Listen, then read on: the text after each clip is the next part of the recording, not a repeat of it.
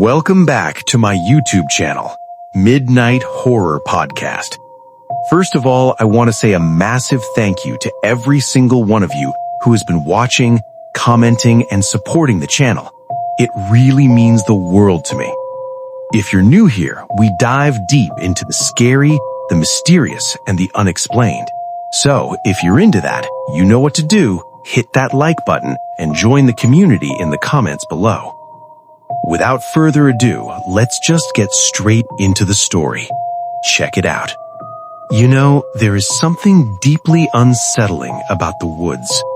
We tend to romanticize nature, right? We see the beautiful drone shots of the Great Smoky Mountains, the endless green canopy, the peaceful rivers. We think of it as an escape. But anyone who has spent real time out there, I mean alone, miles away from the nearest cell tower, knows the truth. Nature isn't just beautiful, it is indifferent. It doesn't care if you're tired, it doesn't care if you're lost, and it certainly doesn't care if you scream. The story I'm going to tell you guys today comes from a former search and rescue officer. Let's call him Mark, who worked in the Appalachian region for over 15 years. This isn't a ghost story in the traditional sense. There are no translucent spirits floating through walls. This is something far more terrifying because it feels biological. It feels real. It taps into that primal fear we all have, the fear of being hunted by something that knows us better than we know ourselves. It was late October back in 2018. Mark had received a call about a missing hiker. This wasn't exactly uncommon. People get lost all the time. Usually they wander off the trail to take a bathroom break, get turned around and panic. 90% of the time they're found within 24 hours, dehydrated and embarrassed but alive. But this case felt different from the start. The missing person was an experienced outdoorsman named David. He wasn't a weekend warrior. This guy had hiked the Pacific Crest Trail. He knew how to read a map, he knew how to ration water, and he certainly knew better than to wander off trail. He had checked in at the ranger station 3 days prior for a solo trip into a remote sector of the park, an area known for its dense fog and steep ravines. He was supposed to be back by Sunday evening. When Monday morning rolled around and his car was still sitting in the trailhead parking lot, covered in a layer of frost, the alarm bells started ringing. Mark and his partner, a younger guy named Sarah, were assigned to sweep the northern ridge. Now, you have to understand the geography here. This part of the Appalachians is ancient. The trees are thick, blocking out most of the sunlight even at noon. The terrain is treacherous. One wrong step and you could tumble down a slope into a ravine where no one would ever see you again. As they started the hike, the weather was miserable. It was that kind of cold that seeps right into your bones, damp and heavy. The silence in those woods was loud. I don't know if you guys have ever experienced true silence, but it's heavy. Usually you hear birds, squirrels, the wind in the leaves, but that day, nothing. It was dead silent. And in the SAR community, we call this the Ozark silence. It's usually a bad sign. It means predators are nearby, or a storm is coming, or something else entirely. Mark said he had a pit in his stomach the whole way up. He tried to shake it off, telling himself it was just the bad coffee he'd had that morning, but his intuition was screaming at him to turn back. After about 4 hours of hiking, they found David's campsite, and this is where things started to get weird. Usually, when someone gets lost or hurt, the campsite is chaotic. Gear is scattered, maybe signs of a struggle if an animal attacked, or things left in a hurry. But David's camp was pristine. His tent was set up perfectly. His fire pit was cold but neatly arranged with stones. His backpack was inside the tent. But here's the kicker. His boots were sitting right outside the tent flap. Now think about that for a second. If you are an experienced hiker, you do not, under any circumstances, walk away from your camp into the deep woods without your boots. The ground is covered in sharp rocks, thorns, and snakes. You just don't do it. Mark checked the tent. Inside, David's sleeping bag was unzipped, as if he had just gotten up to use the bathroom. His water bottle was full.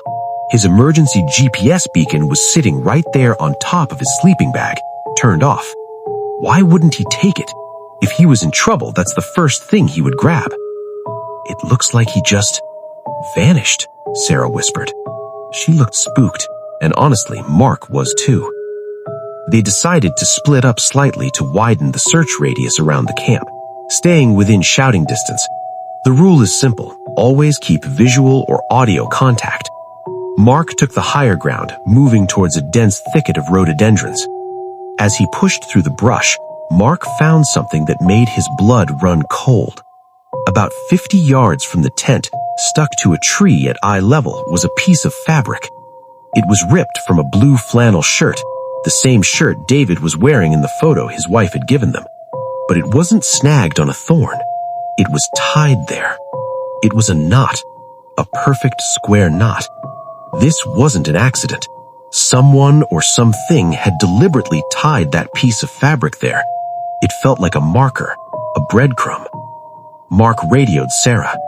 "I found something. Sector 4. It looks like a marker." Sarah's voice crackled back. "Copy that. I'm heading your way. But Mark, did you just call my name?" Mark froze. He hadn't called her name. He had used the radio. "Negative, Sarah. I'm on the radio. I didn't yell." There was a long pause on the other end. The static hissed. Then Sarah's voice came back, trembling. "I swear I just heard you yell, 'Sarah, help me,' from down the ravine. It sounded exactly like you." Now this is the part where I need to tell you guys about a very specific, unwritten rule among the old-timers in the national parks. It sounds crazy, I know. It sounds like folklore. But ask any veteran ranger, and if they've had a few drinks, they might just tell you. The rule is, if you hear a voice in the woods calling your name and you don't see the person, do not answer. Do not follow it. There are stories, hundreds of them, going back to the indigenous tribes of the area, about things that can mimic human speech. They aren't trying to communicate. They are trying to lure. They are trying to separate you from the pack. It's a hunting tactic, just like a hunter uses a duck call to trick a duck. These things use human voices to trick us. Mark felt a cold sweat break out on his forehead. "Sarah," he said, keeping his voice calm but firm, "listen to me very carefully. Do not move toward that sound. Stay where you are. I am coming to you. Do you copy?" "Copy," she whispered. "But Mark, it's calling again. It's saying my full name. How does it know my middle name?" Mark started running. He didn't care about the noise he was making anymore. He crashed through the underbrush, sliding down the muddy embankment towards Sarah's coordinates. The woods felt darker now, the shadows stretching out as the afternoon sun began to dip behind the mountains. The silence of the woods was broken, not by birds, but by a sound that Mark said he will never forget as long as he lives. It wasn't a scream. It was a laugh. But it wasn't a human laugh. It was too fast, too rhythmic. It sounded like a recording of a laugh being played on a loop, getting louder and louder. It was coming from everywhere and nowhere at the same time. When Mark finally burst into the clearing where Sarah was supposed to be, she was gone. Her backpack was on the ground. Her radio was lying in the dirt, still hissing static. "Sarah!" Mark screamed, spinning around, his hand gripping the handle of his survival knife, though he knew deep down a knife wouldn't do much against whatever this was. That's when he saw it. About 30 yards away, standing perfectly still behind a massive oak tree, was a figure. It was wearing a blue flannel shirt. David's shirt. Mark squinted, his heart hammering against his ribs. "David? Is that you?" The figure didn't move. It didn't breathe. It just stood there, partially obscured by the tree trunk. But something was wrong with the proportions. The arms, they looked too long. They hung down past the knees. And the way it was standing, it looked rigid, unnatural, like a mannequin placed in the woods. Mark took a step forward, raising his flashlight even though it was still daylight. "David, we're search and rescue. We're here to take you home." The figure slowly tilted its head to the side. I'm talking a full 90-degree tilt, a movement that should have snapped a human neck. And then it spoke. But it didn't speak with David's voice. It spoke with Sarah's voice. "Mark, help me," the thing said. But the tone was completely flat. No emotion, no fear, just a perfect audio copy of Sarah's voice from the radio earlier. Mark froze. Every instinct in his body screamed, "Run." This wasn't David. This wasn't a lost hiker. This was something wearing David's clothes, something that had been watching them since they stepped out of the car. He realized then why the campsite was so clean, why the boots were left behind. David hadn't walked away. David had been taken, plucked right out of his boots. And now he was alone with it.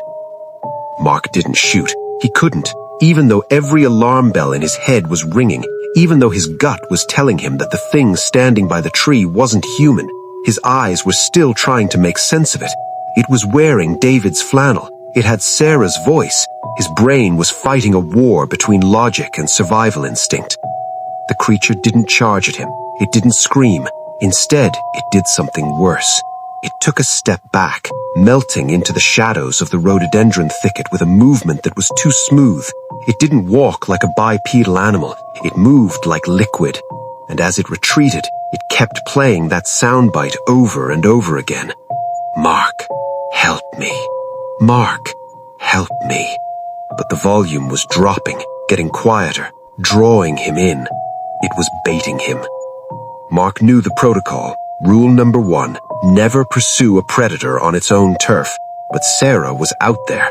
He couldn't just radio base and say, "Hey, I think a skinwalker took my partner," and fly home. He gritted his teeth, gripped his flashlight in one hand and his sidearm in the other, and stepped into the brush. The tracking was surprisingly easy at first, which was suspicious. The undergrowth was disturbed, branches were snapped. It wanted to be followed. As he moved deeper into the ravine, the temperature dropped significantly. We're talking a 10-degree drop in a matter of 50 yards. The air grew heavy with a smell that hit Mark like a physical wall. It wasn't the smell of a dead animal. It was the smell of copper and ozone, like the air right before a massive thunderstorm, mixed with something musky, like wet dog fur. Mark stopped. He shone his light at the ground. There, in the soft mud, was a footprint, but it wasn't a boot print. It looked like a bare human foot, but elongated. The toes were splayed out too wide, and the heel bone dug way deep into the mud, suggesting this thing was incredibly heavy. And right next to it, Sarah's boot print. She was alive. She was walking, but the spacing of her steps was erratic, short, stumbling strides. She was being herded. "Sarah," Mark yelled, breaking silence protocol. "Sarah, if you can hear me, get down, get on the ground." Silence returned. The woods seemed to swallow his voice. Then, from about 200 yards to his left, down near the creek bed, he heard it. Not a cry for help this time. He heard conversation. It sounded like two people talking in a low murmur. He couldn't make out the words, but the cadence was human. It sounded like Sarah talking to David. Mark's heart skipped a beat. Had David been alive this whole time? Had they found each other? A wave of relief washed over him, momentarily suppressing the fear. He scrambled down the slope, sliding on the wet leaves, moving toward the voices. "Guys," he shouted, "I'm coming! Stay put!" The murmuring stopped instantly. Mark reached the bottom of the ravine. The creek was shallow, trickling over gray stones. On the other side was a small cave opening, a dark mouth in the side of the limestone cliff. The smell was overpowering here. He shone his light into the cave entrance. "Sarah? Mark?" The answer came from inside the cave. It was Sarah's voice, but it sounded weak, terrified. "Mark, it's in here. It's hurt." "What is? David?" Mark asked, stepping into the mouth of the cave. The air was stagnant. "No," Sarah's voice whispered from the dark. The thing! You shot it! It's hurt! Mark froze. He stopped breathing. He hadn't fired his weapon. He hadn't pulled the trigger once. The realization hit him like a physical blow. The thing inside the darkness didn't know he hadn't shot. It was guessing. It was improvising. It was trying to construct a narrative to get him deeper into the trap. It understood the concept of hurt and help, but it didn't know the reality of what had just happened. Mark backed away slowly, raising his gun. "Show yourself, Sarah. Step into the light." "I can't," the voice whined. It sounded petulant now, like a child faking a stomachache. "My leg is broken. Just come help me." Mark's hand was shaking. He clicked the safety off. "I said, step into the light, now." From the darkness, a shape began to emerge. It was Sarah. She walked out of the shadows, limping. She was covered in dirt, her uniform torn. She looked at Mark with wide, tear-filled eyes. "Mark, thank God. It's dead. I think it's dead back there." Mark lowered his gun slightly, letting out a breath he didn't know he was holding. "Jesus, Sarah, you scared the hell out of me. Where's David?" Sarah pointed back into the dark cave. "He's back there. He's not moving." Mark stepped forward, reaching out to grab Sarah's arm to pull her toward the exit. But as his hand touched her shoulder, he felt it. Her skin was ice cold, not its chilly outside cold, room temperature meat cold. And then he looked at her eyes. In the dim light of the flashlight, her pupils weren't dilating. They were fixed pins. And she wasn't blinking at all. Mark looked down at her tactical vest. The name tag said Rodriguez. Sarah's last name was Miller. Rodriguez was the name of a ranger who had gone missing in this sector 4 years ago, a case that had gone cold, a case Mark had worked on. The thing standing in front of him wasn't Sarah. It was wearing Sarah's face, Sarah's voice, but it was wearing pieces of a uniform from a man who had died years ago. It was a patchwork, a collage of victims. Mark shoved the creature away hard. It didn't stumble like a human. It felt solid, like pushing a tree trunk wrapped in silicone. "Where is she?" Mark screamed, leveling his weapon at the chest of the thing. The Sarah face didn't change expression, but the mouth opened way too wide. The jaw unhinged, dropping down to the chest with a wet tearing sound. And from deep inside that open maw, a new voice came out, a deep, guttural clicking sound that vibrated in Mark's chest. "She is quiet now." Mark fired. The gunshot was deafening in the enclosed space. The bullet hit the creature in the shoulder, but instead of blood, a black, viscous fluid sprayed out. The creature didn't scream. It shrieked, a high-pitched frequency that sounded like metal grinding on metal. It scrambled backwards into the darkness of the cave, moving on all fours like a spider, impossibly fast. Mark didn't chase it. He ran. He needed to find the real Sarah. If that thing was miming her, she had to be close, or she had been close recently. He scrambled back out to the creek bed, his ears ringing. He scanned the area frantically. "Sarah!" A faint whimpering sound came from above him, not from the cave, from the trees. Mark shined his light up into the canopy. 20 feet up, wedged into the fork of a massive oak tree, was Sarah. She was bound to the trunk with what looked like vines and strips of flannel clothing. She was gagged with a piece of cloth. Her eyes were wide, staring down at him in sheer panic. She wasn't dead, but she was being stored, like leftovers. "I see you! I'm coming up!" Mark yelled. He holstered his weapon and started to climb. The tree bark was slick, but adrenaline pushed him upward. He reached her branch, pulling his knife out to cut the bindings. Sarah grabbed his arm, her grip bruising. She ripped the gag out of her mouth.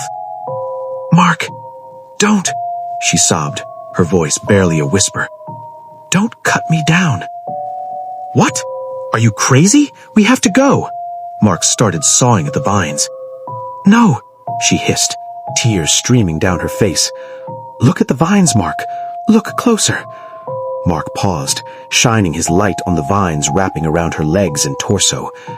They weren't vines. They were pulsating. They were veins. Thick, dark, fibrous veins that were growing out of the tree itself, burrowing into the fabric of her uniform. The tree wasn't just a tree. The entire area, the nest, it was alive. "It's a larder," whimpered Sarah. "It keeps things fresh up here. If you cut them, it will know. It will feel it." Mark looked at the black veins. He looked at the dark cave entrance below where the mimic had retreated. He realized they were standing in the center of a hunting ground that had been here for centuries. "I don't care," Mark whispered.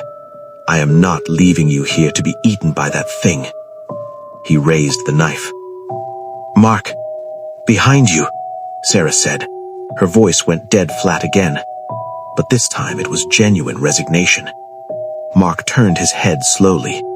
On the branch directly adjacent to them, sitting crouched in the dark, was the creature. It had healed. The bullet hole in its shoulder was closing up before his eyes. It wasn't wearing Sarah's face anymore. It wasn't wearing David's face. It had no face, just a smooth, pale surface where features should be. And it was reaching out a long, pale hand toward Mark's flashlight. Mark didn't think. He acted on pure instinct. He knew bullets barely slowed this thing down, and his knife was currently sawing through the pulsating veins holding Sarah. He had one advantage left: fire. With his free hand, he ripped a magnesium flare from his tactical vest, struck the cap, and thrust it directly toward that smooth, faceless head. The flare erupted with a blinding red light and a heat so intense it singed Mark's own eyebrows. The creature didn't recoil. It convulsed. It let out a sound that wasn't a scream. It was the sound of 1,000 radio stations changing channels at once. Static, voices, music, crying, laughing, all blasting out of its body in a deafening wave of noise. It fell backward off the branch, plummeting into the darkness below. "Now! Move!" Mark roared. He slashed the last vein binding Sarah. As the blade cut through, the tree itself seemed to shudder, and black ichor sprayed onto Mark's face. It burned like acid. They didn't climb down. They practically fell down the trunk, sliding and scraping their skin against the rough bark until they hit the forest floor with a heavy thud. Sarah groaned, her leg clearly in bad shape, but the adrenaline was masking the pain. "Can you run?" Mark grabbed her by the vest, hauling her up. "I have to," she gasped. They took off. They didn't check the compass. They just ran downhill, knowing that water flows down and the road follows the river. But the woods had changed. The Ozark silence was gone. Now the forest was alive with noise, but it wasn't natural noise. From the trees to their left, Mark heard his mother's voice, his mother who had passed away 10 years ago. "Mark, wait for me. I'm tired, honey. Wait up." From the right, Sarah heard her daughter crying, "Mommy? Mommy, why did you leave me?" It was psychological warfare. The creature wasn't just hunting their bodies, it was hunting their minds. It was pulling memories out of their heads and broadcasting them through the trees to make them stop, to make them turn around.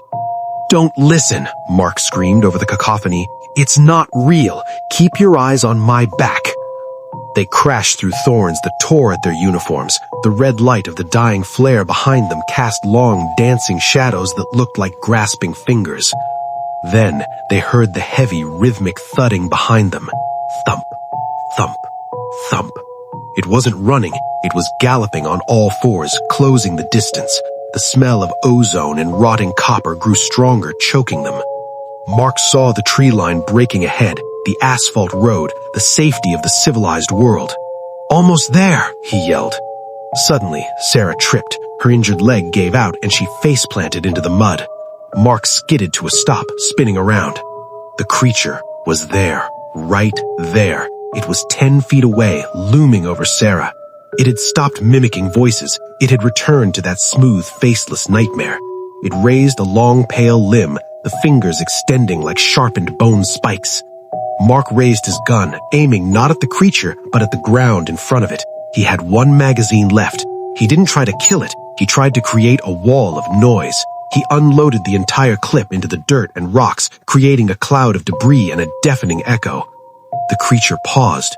Just for a second, it seemed confused by the senseless aggression.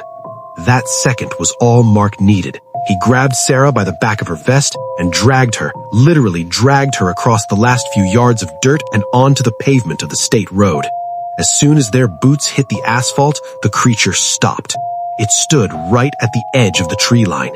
Its toes were touching the dirt, but it wouldn't touch the road. It was like there was an invisible barrier, an ancient rule that it couldn't or wouldn't cross. It slowly stood up on two legs. The face, the smooth surface, began to ripple. It formed a mouth. And then, in a voice that was a perfect, terrifying combination of Mark and Sarah speaking in unison, it said, "You forgot your boots." And then it smiled. A smile that was too wide, with too many teeth.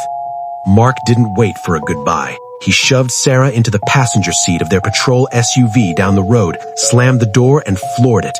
He didn't look in the rearview mirror until they were 5 miles away. They found David's remains 3 weeks later. Or, I should say, they found what was left of him. The official report said bear attack. They said he had been scavenged, but Mark knew. Bears don't tie knots, bears don't mimic voices, and bears certainly don't leave boots neatly placed side by side as a trophy. Mark quit the force a month later. He moved to the city, somewhere loud, somewhere where there are no trees, just concrete and steel. He says he can't sleep in silence anymore. He needs the noise of traffic, of people, of life. Because in the silence, he still hears it. He hears his name being whispered from the closet. And that brings me to my personal take on this. You know, we live in a world where we think we've conquered everything. We have GPS, we have satellite phones, we have 4K cameras. We think we are the apex predators. But stories like this humble us. They remind us that there are corners of this world that are old, older than us, older than our cities, older than our understanding of logic. I truly believe that places like the deep Appalachians or the dense jungles of Borneo or the frozen wastes of Siberia, they don't belong to us.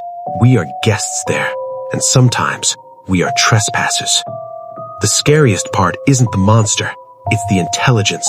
It's the idea that something out there is watching us, learning our names, mimicking our loved ones, and waiting for us to make one simple mistake. So the next time you go hiking and you see a pair of boots sitting neatly on the trail, or you hear your friend calling your name from a direction they shouldn't be, do me a favor. Don't answer. Don't look. Just run. That is the story of the Appalachian Whisper. What do you guys think? Do you believe in mimics or cryptids hiding in the national parks? Or do you think this is just a case of cabin fever gone wrong? I really want to read your theories. Drop a comment down below. Let's get a discussion going. If this story gave you the chills, please smash that like button. It really helps the channel grow. And hit subscribe so you never miss a nightmare. Turn on that notification bell because you don't want to be left in the dark when the next video drops. Thank you so much for spending your time with me tonight. Stay safe, stay curious, and most importantly, stay out of the deep woods. I'll see you in the next one. Good night. To